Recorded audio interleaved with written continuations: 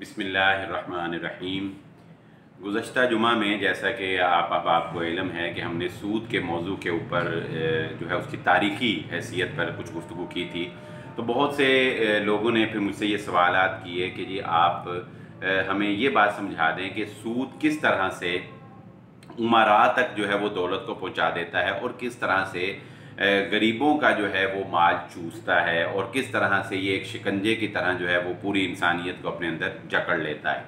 इंशाल्लाह हम आइंदा जो जुमा है उसमें इस पर तफसील से गुफ्तगू करेंगे, लेकिन बाज़ हज़रात के इसरार पर, बहुत ज़्यादा सवाल करने पर मैं ये एक शॉर्ट क्लिप में उनको बात समझा देता हूँ कि देखिए, होता कुछ यूँ है कि ये जो बैंक है, ज़ाहिर है कि बैंक जो है बड़े पैमाने के ऊपर किसी बड़े इंसान, किसी बड़ी शख्सियत को ही कर्जा जो है वो देता है।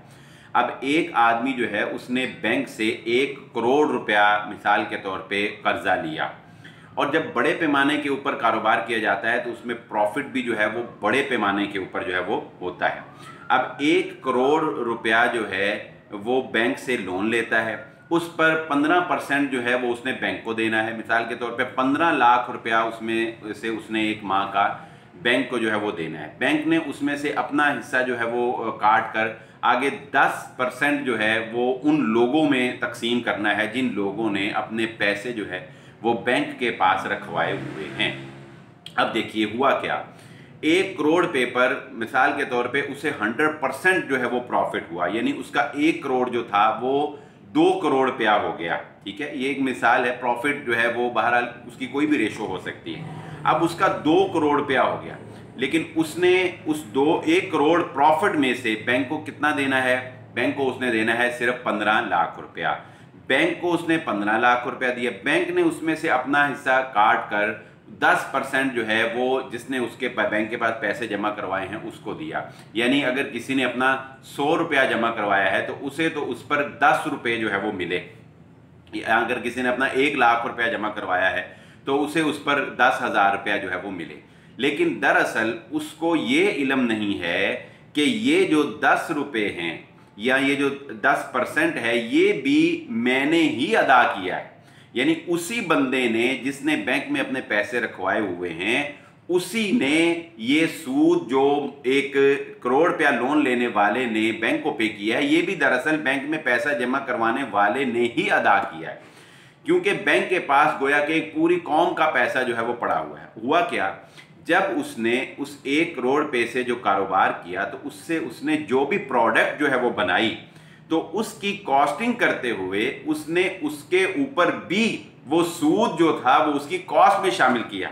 मसलन उसने कपड़े का काम किया, सूटिंग का, तो जब उसने सूट बनाया उसने उसकी कॉस्टिंग की कि इसके सूतर पर इतने लगे, इसके कपड़े पर इतने लगे, इसके डाइंग पर इतने लगे, इस पर ओवरहेड्स इतने आए, इस पर अखराजात जो है वो इतने पड़े, और कर करा के ये सूट जो है ये 100 रुपये का बन गया।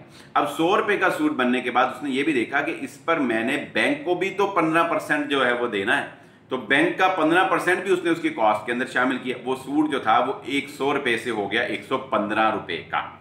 अब वो जो ऊपर वाले 15 रुपये हैं, वो जो सूद उसने बैंक को देना है, वो किसने देने हैं? वो सूट जब मार्केट में आया, लोगों ने वो 100 रुपये वाला सूट जब 115 रुपये में खरीदा, तो ये 15 रुपये उसी बेचारे ने अदा किए जिस बेचारे के पैसे बैंक में पड़े हुए हैं।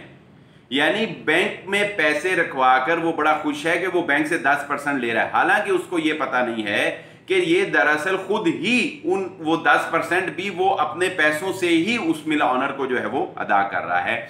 इस तरह से ये लोगों का ही पैसा, यानी लोगों से ही सूद लेकर अपना प्रॉफिट कमाते हैं और उसी लोगों से ही सूद लेकर जो है वो बैंक को देते हैं, और बैंक उन्हीं से लिया हुआ सूद जो है वो दोबारा उनको जो है वो वापस जो है वो कर रहा है। इस तरह से ये एक धोखा और एक फ्रॉड है जिससे दौलत जो है वो नफ़ा, ज़्यादा से ज़्यादा नफ़ा जो है वो उमरा के पास जमा होता चला जा रहा है, और उसकी बहुत थोड़ी सी मिकदार जो है वो लोगों के दरमियान उन्हीं से लेकर उन्हीं को लुटाई जा रही है और ये गर्दिश कर रही है। और अगर मिसाल के तौर पर लॉस हो जाता है, किसी बड़े पैमाने पर किसी इंसान ने कारोबार किया और उसमें लॉस हो गया, तो इन लोगों के पास ऐसे सीक्रेट्स होते हैं, ऐसे हिडन जो है वो रास्ते इनके पास होते हैं कि ये अपने आप को जो है वो दिवालिया शो कर देते हैं। सारा कुछ ही ख़त्म हो गया, नुकसान हो गया, सब कुछ जो है वो ख़त्म हो गया, वो सारा जो है वो फिर जो है वो बैंक के ऊपर आ जाता है, और अगर ज़्यादा नुकसान हो जाए तो बैंक की दिवालिया हो जाता है, और जब बैंक की दिवालिया हो गया तो फिर नुकसान लोगों का हो।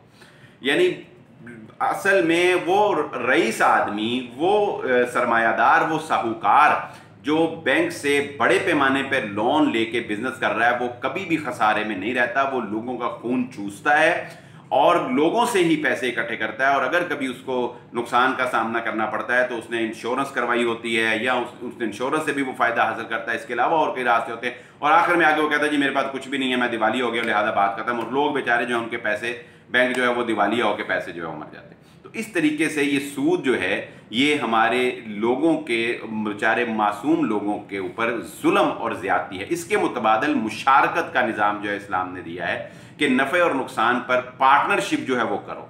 इंशाल्लाह इसकी मज़ीद तफसीलात जो है वो हम आइंदा जुमा के अंदर बयान करेंगे। ये चंद दोस्तों ने ज़रा इसरार किया तो मैंने कहा कि मैं शॉर्टली उनको जो है वो समझा दूँ। शुक्रिया।